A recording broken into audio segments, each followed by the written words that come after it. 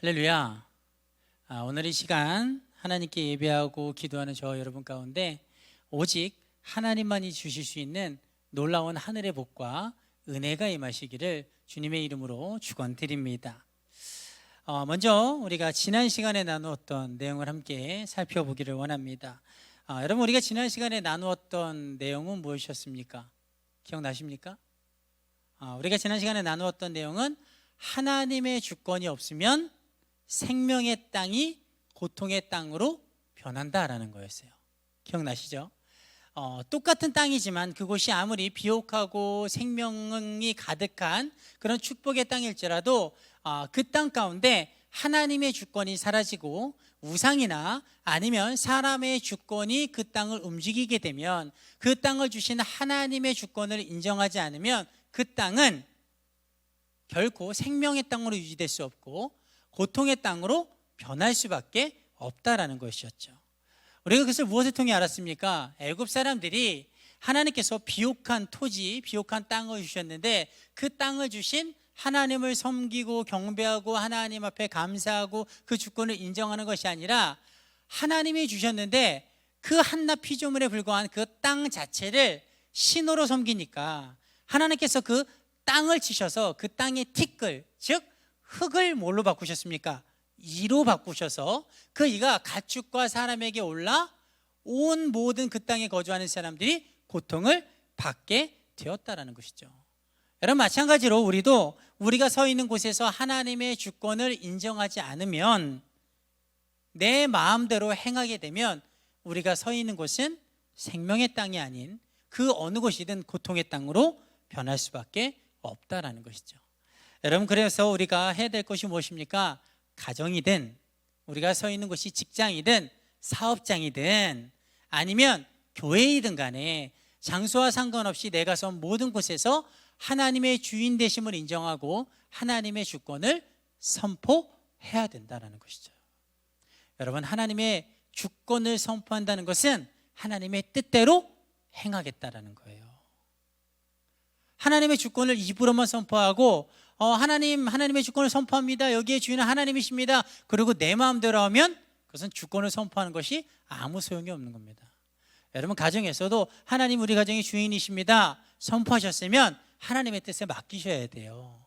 내 승질대로 내 마음대로 해서는 안 되는 거예요. 자녀들 향해서도, 남편을 향해서도, 아내를 향해서도 내 마음대로 해서는 안 되는 겁니다. 직장에서도 하나님의 주권을 선포하고 나면 하나님의 뜻에 비추어서 무엇이 옳은지 그른지를 분별하고, 내 마음이 아무리 억울하고 힘들고 화나는 일이 있어도 하나님의 마음에 비추어서 하나님의 뜻대로 행해야 될 줄 믿습니다.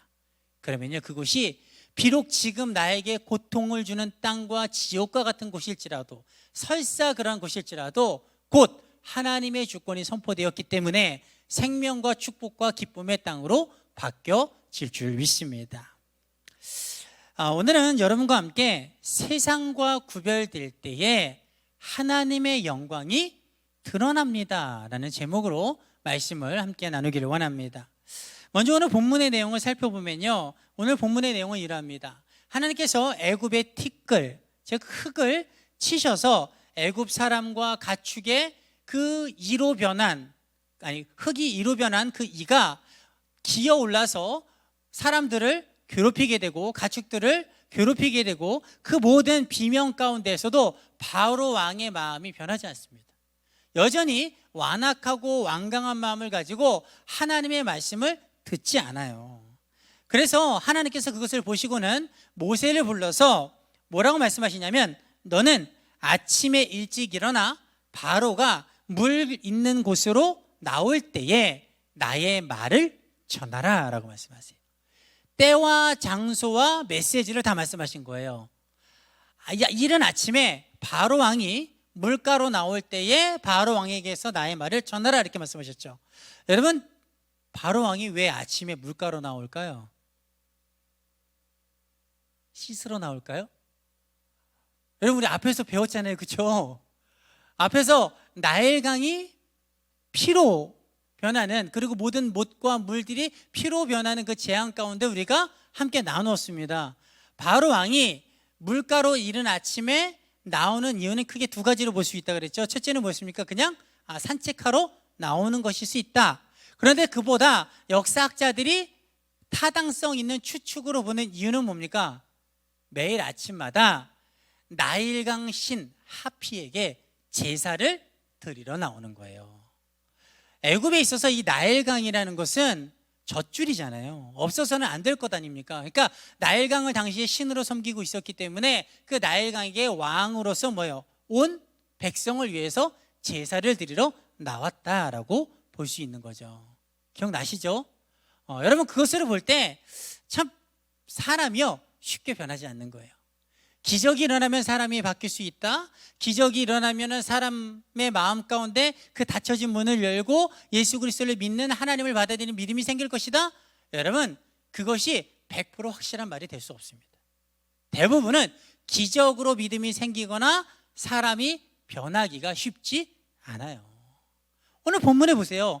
앞에서 우리가 뭘 봤어요? 나일강이 피로 되는, 하나님께서 뭘 보여주셨습니까? 야, 너희가 그렇게 섬기고 숭배하고 대단하다고 생각하는 그 하피, 그 나일강의 신, 야, 내 앞에서는 아무것도 아니야. 한낱 피조물에 불과해. 내가 그 강은 물론이고 온 운하와 못과 물들을 다 피로 만들어서 너희에게 쓸모없는 곳으로 만들어줄게 하고 온갖 고약한 냄새를 풍기는 그런 고통의 것으로 바꾸셨잖아요.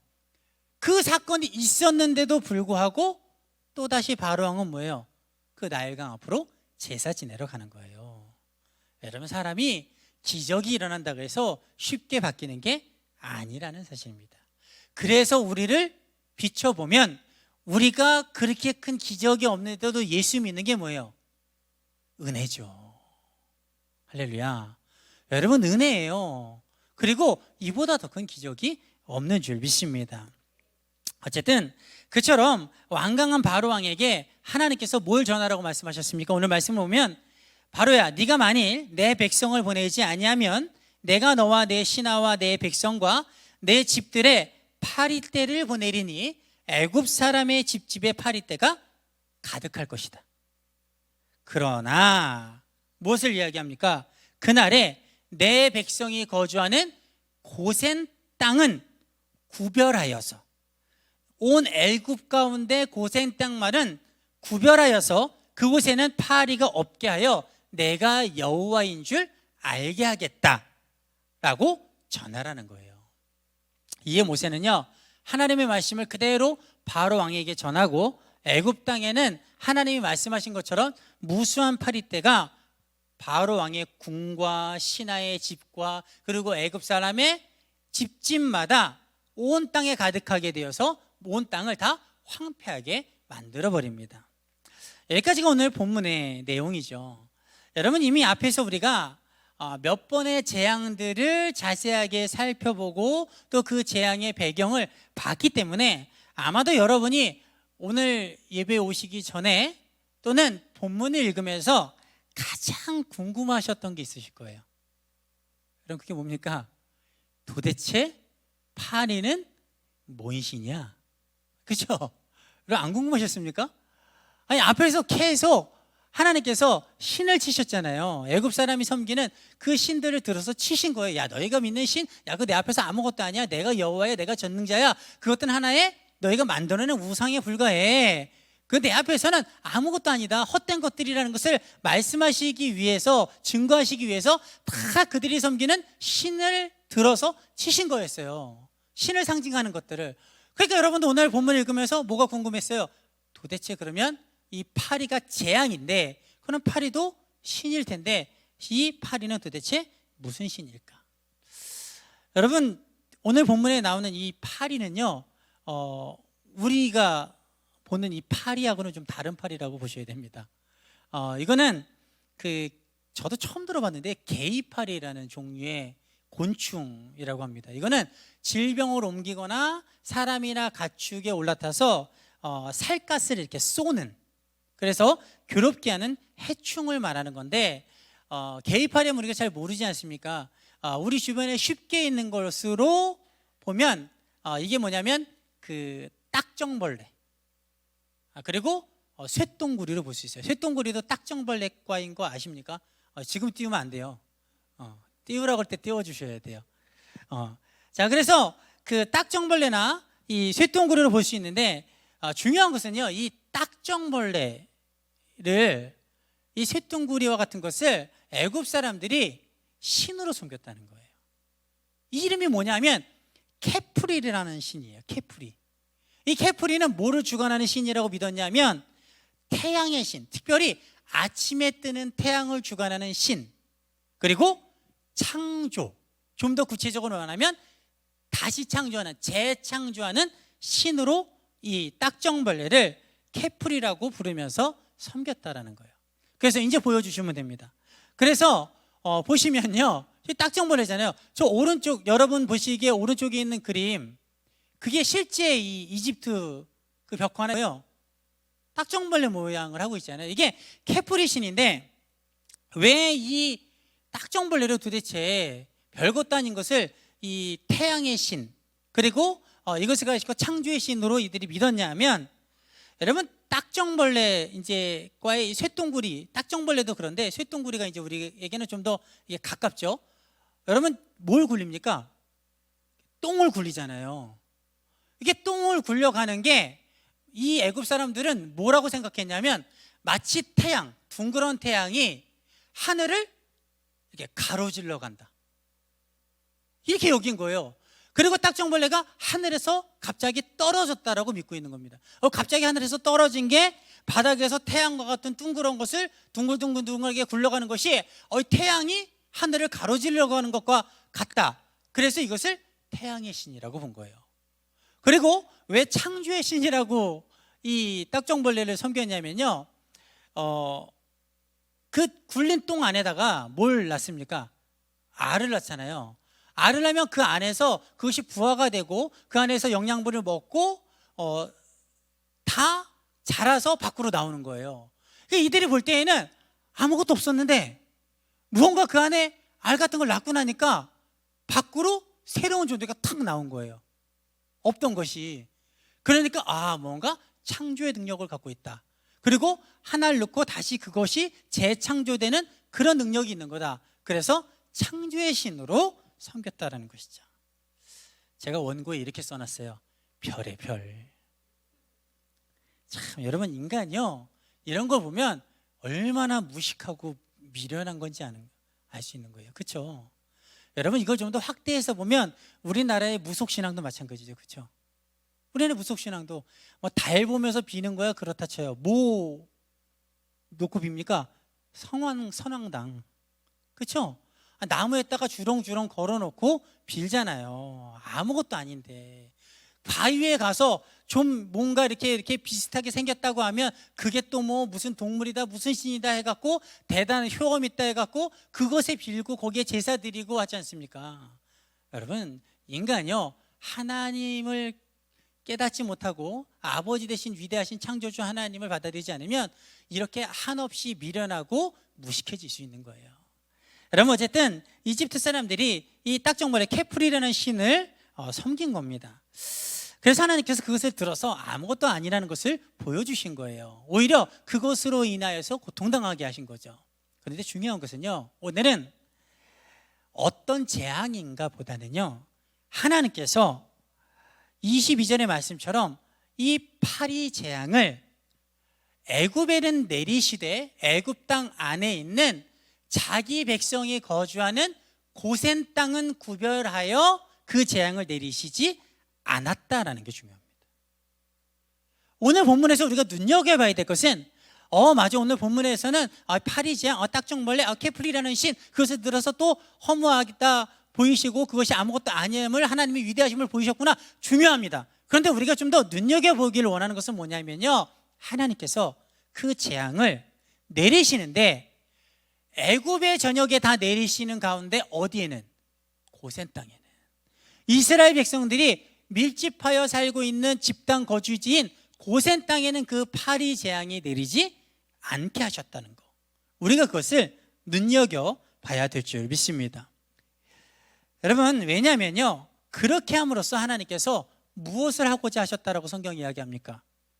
이 땅에서 하나님께서 여호와인 줄을 알게 하시려고, 이 땅에서 하나님께서 여호와인 줄을 사람들로 하여금 바로 왕에게 알게 하고 깨닫게 하려고 하나님께서 고센 땅은 구별하여서 재앙을 내리지 않으셨다는 거예요. 여러분, 여기서 이 땅에서라고 하는 그 땅은요, 원어로 보면 지구입니다. 지구. 그러니까 이거를 풀어 말하면 온 세상 사람들이, 온 땅의 주인이 하나님이신 것을 알게 하기 위해서 애굽 땅 가운데 재앙을 내리시되 자기 백성이 있는 고센 땅에는 구별하여서 재앙을 내리시지 않았다라는 것이죠. 여러분, 그러므로 우리가 이 본문을 통해서 알게 되는 중요한 사실이 있습니다. 그게 뭐냐면 하나님의 백성이 세상 가운데 구별되어질 때에 하나님의 영광, 즉 하나님의 주권이 세상 가운데 인정되어지고 하나님의 능력이 세상 가운데 드러나게 되어 있다는 거예요. 이해가 되십니까? 세상 가운데 하나님의 백성이 구별되어지면 다르다라는 게 보여지면, 그러면 그때야 비로소 하나님의 영광과 하나님의 능력과 하나님의 주권이 인정되고 드러나게 되었다는 거죠. 거꾸로 말하면 우리가 세상 속에서 하나님의 주권을 선포하고 하나님께 영광 돌리는 삶을 살기 위해서는 세상 가운데 세상 사람들과 똑같은 삶의 모습이 아니라 세상 사람들과 구별된 삶을 살아내야 된다는 겁니다. 우리가 세상 속에서 구별되어질 때 하나님께 영광 돌릴 수 있는 거예요. 하나님, 내가 가는 길 가운데 하나님의 영광이 드러나게 해주십시오. 세상 사람들이 하나님의 주권을 인정하게 해주십시오. 사람들이 하나님을 알게 해주십시오. 하나님이 살아있다는 것을 깨닫게 해주십시오. 어떻게 할 수 있습니까? 내가 세상 가운데 살아가면서 그들과 다른 삶을 살아갈 때 그러한 목적, 그런 영광이 드러날 수 있다라는 거예요. 여러분, 그렇다면 중요한 것은요, 어떻게 하면 우리가 세상 사람들과 살아가면서 이 세상 속에서 구별된 삶을 살 수 있을까라는 거예요. 참 어렵죠, 그렇죠? 내가 세상 속에서 살아가는데, 아니 사람들과 똑같은 모습이잖아요. 똑같은 모습인데 어떻게 그들 가운데 그들과 다른 구별된 삶을 살아갈 수 있을까? 여러분, 그렇게 세상 가운데 구별된 삶을 살아가기 위해서는요, 크게 두 가지로 우리가 구분할 필요가 있는데, 하나는 외적인 구별이 있고요, 하나는 내적인 구별이 있습니다. 사실 이 구별된 삶이 거룩한 삶입니다. 거룩의 원어 뜻이 구별되어지다예요. 그러니까 세상 가운데 내가 구별된 삶을 살기 위해서는 외적으로 구별된 삶을 살 수 있고, 또 하나는 내적인 구별된 삶을 살 수 있는데, 먼저 우리가요, 외적으로 구별된 삶을 살기 위해서는 하나님의 특별한 보호하심이나 지키심이나 인도하심이나 도우심이나 축복의 증거들. 뭐가 붙었어요? 앞에 특별한. 세상 사람들보다 특별하게 하나님이 도우시고 지키시고 보호하시고 이끄시고 축복하시는 그 증거들, 쉽게 말하면 흔히 말하는 기적들이 우리의 삶 가운데서 나타나야 된다는 거예요. 여러분, 이게 외적인 구별입니다. 예를 들면 고칠 수 없는 병을 고침을 받았어요. 기적이죠. 남들은 다 죽어갈 수밖에 없는 병이에요. 그런데 하나님께서 그 병을 고치셨습니다. 여러분, 이거는 외적으로 구별된 삶입니다. 심각한 경제 위기 속에서 남들은 다 비명을 지으면서 사업이 망해가는데 유독 내가 운영하는 사업장만은 남들이 잘 될 때도 잘 되고 남들이 안 될 때는 더 잘 돼요. 옛날에 부흥 강사님들은 이럴 때 아멘 하라 그랬는데 저는 그렇게 말 안 할게요. 유독 더 잘 돼요. 여러분, 뭐가 드러나게 됩니까? 특별함이 드러나게 되죠. 비교되면서 특별함이 드러나게 되는 거예요. 말씀을 준비하면서 예전에 제 신학교 동기가 학교 다닐 때 했던 간증이 생각났어요. 뭐 그다지 좋은 간증은 아니에요. 그런데 쉽게 이런 간증이었어요. 그의 태풍이 와갖고요, 지금쯤 됐는데 8월 초인가 그랬는데 태풍이 와갖고 전국 전역을 휩쓸어 버렸어요. 그래서 온갖 과수들이 다 떨어졌습니다. 태풍이 쓸고 가니까. 근데 이 친구가 뭐라고 이야기하냐면 이렇게 얘기해요. 태풍이 다 쓸고 지나갔는데 자기 집이 포도원을 하는데 아버지가 포도농사를 크게 짓는데 자기 지역은 피해갔대. 그래갖고 대박이 났대요. 왜? 과수가 떨어져갖고 포도값이 치솟는데 자기 집은 태풍이 피해가갖고 포도를 더 비싸게 팔 수 있으니까. 하나님이 하셨다고, 감사하다고. 제가 좀 지나고 보니까 좀 더 제가 성숙하고 보니까 그럴 때는 감사는 감사지만 뭘 생각해야 됩니까? 과수가 떨어져서 아파하는 사람들을 생각해야죠. 나만 피해갔다고 감사하는 건 그건 어린아이의 신앙 아닙니까? 그렇죠? 어쨌든 그런 비근한 예로 그런 것들이 있으면 뭐가 돼요? 하나님의 특별하심이 드러날 수 있어요. 외적인 구별이 있을 수 있습니다. 또 어떤 연예인의 이야기처럼 죽을 뻔한 교통사고가 있었어요. 큰 완전히 차가 폐차될 만한 몇 바퀴 굴러갖고 폐차되고 이거 죽었어야 되는데 안 죽었어요. 그 가운데 그 자기 안에 있던 그 아련한 듯한 그 하나님을 부르면서 구사일생으로 멀쩡하게 살아났습니다. 여러분 그럴 때는 뭐예요?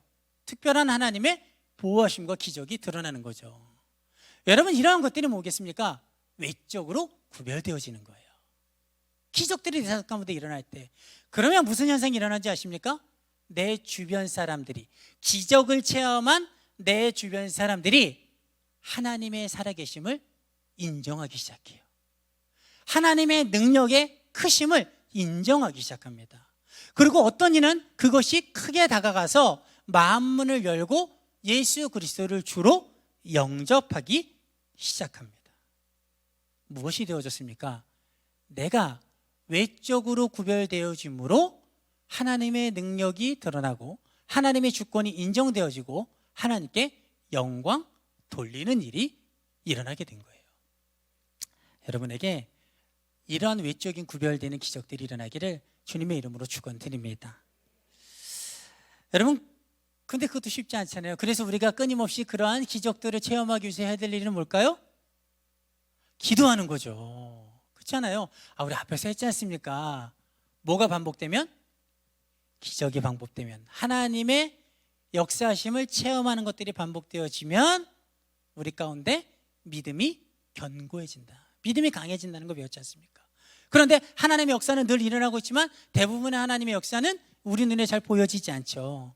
체감하기 쉽지 않죠. 그런데 체감하기 가장 좋은 방법은 뭐였습니까? 기도였잖아요. 그렇죠? 기도였잖아요. 좀 길어질 것 같은데 말씀 가운데 여러분 엘리야에게 하나님께서 말씀하셨잖아요. 이제 가뭄 끝에 비가 올 것이다. 그래서 엘리야가 가서 왕에게 이제 비가 올 것입니다 이야기하는데 바로 비가 안 와요. 뭐 하는 가운데 비가 옵니까? 엘리야가 그 산에서 무릎 꿇고 기도해요. 그래서 자기 중에 야 가서 비가 올 조짐 있는지 봐라. 안 와요. 그러다가 7번 끝에 뭐예요? 조각만한 목건이 보이고 그제서야 비가 쏟아지기 시작합니다. 이상하지 않습니까? 이상하잖아요. 아니 바로 비가 내리게 하셔야지. 비 안 오면 내가 죽는 거예요. 하나님의 이름도 먹칠이 되는 겁니다. 그런데 왜 그렇게 간절하게 엘리야가 어떻게 기도했습니까? 무릎 사이에 얼굴을 묻고 완전히 엎드려서 기도했어요. 다른 거 안 보겠다는 거예요. 하나님만 바라보겠다는 겁니다. 옆에서는 왕과 신하들이 쳐다보고 있습니다. 여러분 저는 거기에 하나님의 계획이 있다고 봐요. 어떤 계획입니까? 기도하지 않는 가운데 그냥 비가 왔으면 무엇으로 치부될 수 있어요? 우연으로 치부될 수 있어요. 그런데 간절히 기도 끝에 비가 오니까 누가 하신 겁니까? 하나님이 하신 거잖아요. 하나님이 하신 거잖아요. 여러분 기도함으로써 기적을 체험하시고 그 기도하고 기적을 체험함으로써 자녀들에게, 가족에게, 주변 사람들에게 하나님의 주권과 하나님의 살아계심을 드러내고 하나님께 영광 돌리시기를 주님의 이름으로 축원드립니다. 그래서 우리가 기도해야 되는 것이죠. 여러분 그 다음으로 우리가 세상과 구별됨으로써 하나님의 영광을 드러내기 위해서는 내적으로 구별된 삶을 살아야 됩니다. 여러분, 내적으로 구별된 삶을 살기 위해서는 어떻게 해야 되냐면 하나님의 말씀을 지켜 행하는 삶, 무엇보다 내 안에 계신 성령님의 인도하심에 순종하는 삶을 살아야 합니다. 내 뜻대로 사는 삶이 아니라 성령, 내 안에 계신 성령의 뜻대로 살아가는 삶을 살아야 된다는 것이죠. 여러분, 그리할 때에 우리의 내면 가운데 변화가 일어나는데 그 변화들이 뭔지 아십니까? 사랑과 희락과 화평과 오래 참음과 자비와 양성과 온유와 충성과 절제와 같은 것들이에요. 성령의 9가지 열매들. 이게 다 우리 안에 내적으로 그분의 음성을 듣고 살아갈 때에 변화되어지는 우리의 내면의 모습들입니다. 여러분, 이런 것들이 나타나면 사람들이 볼 때, 내가 생각할 때도 절대로 변하지 않을 것과 같은 나의 모난 성품들, 모난 성격들, 그리고 좋지 못한 언행들, 이런 것들이 바뀌어지기 시작하는 거예요. 못난 것들이 모범이 될 만한 것들로 바뀌어지고, 그리고 비난받을 만한 것들이 사람들에게 칭찬받을 만한 것들로, 아름다운 성품으로 바뀌어지게 되더라는 것이죠. 여러분, 그렇게 되면 주변 사람들 가운데 하나님의 능력과 주권과 영광이 드러나게 됩니다. 왜냐하면 나보다 누가 더 잘 알아요? 내 주변 사람이 더 잘 알아요. 누가 변할 수 없다는 거, 내가 변할 수 없다는 거. 내가 변하기 쉽지 않다라는 것은 주변 오래된 사람들이 더 잘 알고 있어요. 그런데 그런 내가 하나하나 그런 모난 모습들이 변하기 시작하면요, 그 나를 변화시킨 그 원인이 되는, 그 힘이 되는 하나님의 능력이 주변 사람들 가운데 드러나게 된다는 거죠. 예를 들면 여러분, 남편이나 아내나 자녀들에게 무슨 일만 있으면 쉽게 짜증내고 화내고 온갖 비인격적인 말을 쏟아냈던, 그렇게 대했던 사람이 어느 날 예수 믿고 나서, 교회 다니고 나서 시간이 지나면서 한 번은 아니지만 점점 온화한 말과 가족을 존중하고 배려하는 그런 모습으로 변화되어진다면,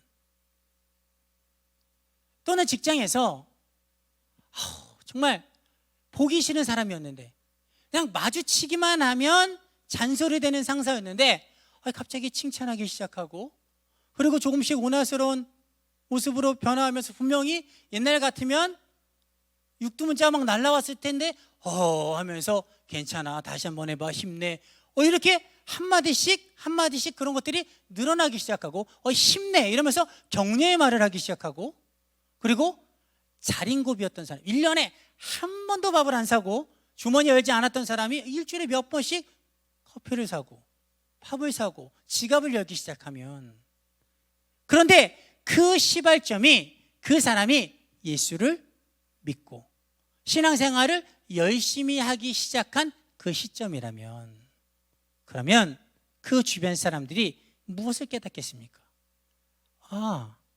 저 사람을 변화시킨 것이 하나님이구나. 저 사람을 변화시킨 능력이 하나님에게 있는 거구나. 야, 정말 하나님이 살아계신 것이구나. 하나님은 좋으신 분이구나. 그러면서 하나님의 영광이 드러나게 되는 줄 믿습니다. 여러분, 우리의 내면의 변화가 정말 어렵습니다. 또 한 번에 되어지지도 않습니다. 그러나 끊임없이 내 뜻을 내려놓고 성령님의 말씀에 순종하여 그분의 뜻에 따라 움직이면서 변화되어져 가기 시작한다면, 내 내적인 구별을 통하여서 믿지 않는 사람들에게 하나님의 능력이 드러나고 하나님의 영광이 나타나고 하나님께 온전한 영광으로 돌려지게 될 줄 믿습니다. 여러분, 그래서 마태복음 5장 16절에 이렇게 말하잖아요. 이같이 너희 빛이 사람 앞에 비치게 하여 그들로 너희 착한 행실을 보고 하늘에 계신 너희 아버지께 영광을 돌리게 하라, 이렇게 말해요. 무엇으로요? 너희의 착한 행실로. 하나님께 영광 돌리게 하는 방법이 우리의 착한 행실 가운데 있다라는 것이죠. 여러분, 이 말씀은요, 그냥 그대로 보면 너희가 착한 행실을 행해라, 그래서 너희 주변 사람들이 하나님 앞에 영광을 돌리게 하라는 것으로 볼 수도 있지만, 거꾸로 보면 이 말씀은 무엇이겠습니까? 우리가 예수 믿은 지 오래되었는데도 불구하고 우리의 주변 가운데 아직도 영적인 어둠의 사람들이 많이 있다면, 다른 이유도 있겠지만 우리 스스로 돌아볼 때에 주된 이유는 뭐겠어요? 내가 내적인 변화가 부족한 거예요. 하나님 앞에 영광을 돌릴 만큼, 비출 만큼의 변화가 내 안에서 일어나지 않았다라는 것이죠. 하나님을 믿는다고 하지만, 내 안에 성령님을 모시고 있고 성령님이 나와 함께 하지만, 그분이 나의 주인 되심이라고 선포를 했지만, 여전히 내 뜻대로, 내 맘대로, 내 승질대로 살아가고 그분의 뜻에, 그분의 음성에 순종하는 삶을 살지 않았다라는 겁니다. 그것이 부족했기에 그 빛이 약하여 아직도 우리의 주변 가운데 어둠 가운데 있는, 영적으로 사망 권세 아래 눌려있는 사람들이 많이 있을 수 있다라는 것이죠. 그러므로 우리가 오늘 말씀을 보면서 다시 한번 회개하고 결단했으면 좋겠습니다. 하나님, 이후로는 내 생각과 내 마음대로 살았던 삶을 버리게 하여 주시옵소서. 오직 성령의 뜻에 순종하는 삶을 살아가게 하여 주시옵소서. 그래서 나의 내적인 변화를 통해서 내 주변의 사람들이, 특별히 믿지 않는 나의 가족과 믿지 않는 사람들이 살아계신 하나님을 깨닫고 그분의 능력의 크심을 깨닫고 그분 앞에 회개하고 자복하는 일이 벌어지게 하여 주시옵소서. 여러분, 우리가 하나님을 믿는 사람으로서 구별되는 삶을 살기를 원합니다. 내가 구별되어지기만 하면 하나님의 영광이 드러납니다. 내가 구별되어지기만 하면 세상은 하나님의 위대하신 능력을 인정할 수밖에 없습니다. 기도함으로써 하나님의 기적을 체험하며 외적인 구별을 통해 그 영광을 드러내고, 또한 내 뜻을 내려놓고 하나님의 뜻, 내 안에 계신 성령님의 순종하는 그 삶을 통하여서 내 내면의 내적인 구별됨을 통하여서 또한 하나님의 영광을 드러내는 삶을 살기를 원합니다. 그렇게 날마다 더욱더 구별되는 삶, 다른 말로 더욱더 거룩하여지는 삶을 통해서 하나님 앞에 풍성한 영광을 돌리시기를 주님의 이름으로 축원드립니다.